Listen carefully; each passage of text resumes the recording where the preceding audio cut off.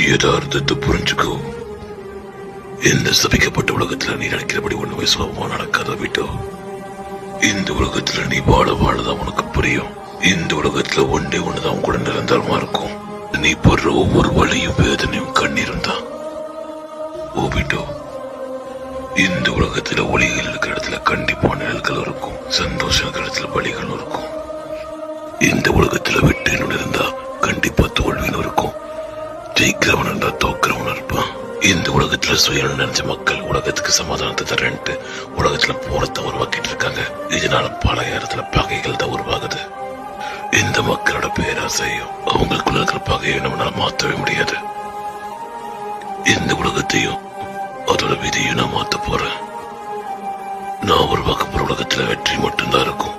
சமாதானம் எப்பொழுதுமே இருக்கும், அன்பும் எப்பொழுதுமே இருக்கும்.